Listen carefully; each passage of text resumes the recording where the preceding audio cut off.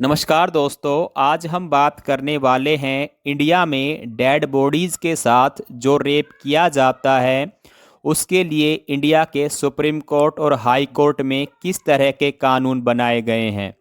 Rape India में एक ऐसी घटना है जो आए दिन लड़कियों को अपना शिकार बनाती रहती है। इस बात का अंदाज़ा तो इस बात से भी लगाया जा सकता है कि इंडिया के हर लोकल न्यूज़पेपर में इस तरह की घटनाएं हर दिन देखने को मिल सकती है। रेप के बारे में यदि बात करें तो इंडिया में औरतों के साथ चौथे नंबर पर होने वाला सबसे कॉमन क्राइम है। 2021 में नेशनल क्राइम रिकॉर्ड ब्यूरो ने अपनी रिपोर्ट सबमिट की तो उन्होंने बताया कि through out year 31,390 rape case registered किए गए थे। कहने का मतलब ये हुआ कि हर दिन 86 केस रेप के रजिस्टर्ड किए गए थे।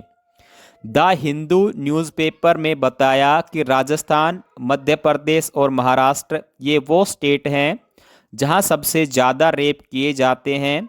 यदि हम वर्ल्ड वाइड देखें तो दुनिया में सबसे ज़्यादा रेप अफ्रीकन कंट्रीज़ में होते हैं। यदि एक हस्बैंड अपनी वाइफ की परमिशन के बिना भी शारीरिक संबंध बनाने की कोशिश करता है तो उसको भी रेप ही कंसिडर किया जाता है। परंतु हम तो बात करने वाले हैं डेड बॉडीज़ के साथ यदि रेप किया जाता है तो आईपीसी में किस तरह के प्रावधान किए गए हैं।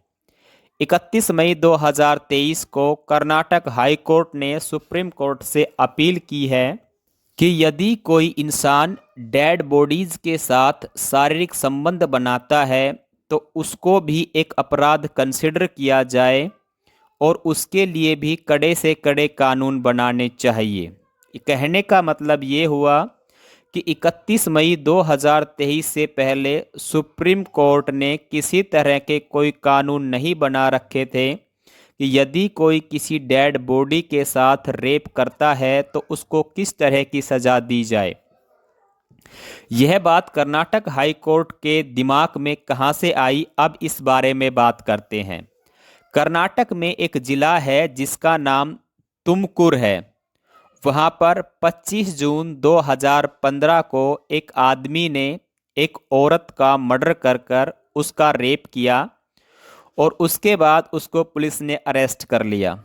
जब पुलिस ने उसको अरेस्ट किया तो उसके बाद कोर्ट में ले जाया गया और कोर्ट ने उस आदमी को उस औरत के मर्डर के केस में उम्र कैद की सज़ा सुना दी और 50,000 रुपये का जुर्माना भी लगा दिया।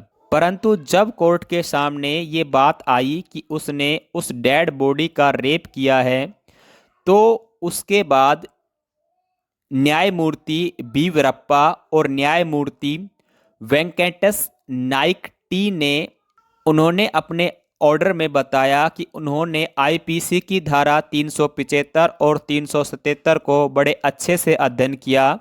उन्होंने बताया कि पार्थिव शरीर को मानव अथवा व्यक्ति नहीं माना जा सकता। इसका मतलब यह हुआ उस आदमी ने जब महिला का मर्डर कर उसका रेप किया तो उस आदमी को रेप करने की वजह से कोई सज़ा नहीं मिली, केवल उसको मर्डर करने की सज़ा उम्र कैद और 50,000 रुपये जुर्माना दिया गया, जबकि उसने उस डेड बॉडी के साथ जो किया था उसकी कोई भी सज़ा नहीं मिली। अब कर्नाटक हाई कोर्ट चाहता था इस तरह के चेंजमेंट करके पूरे इंडिया का जो कॉन्स्टिट्यूशन है उसमें इस तरह के कानून लागू किए जाएं। उन्होंने बताया कि आज के दिन यदि हम वर्ल्ड वाइड देखें तो ब्रिटेन, फ्रांस, कनाडा, जर्मनी जैसे जो देश हैं उसमें पार्थिव शरीर को एक शरीर की संज्ञा दी जाती है और इसीलिए इस तरह के चेंजमेंट करने की बात कही।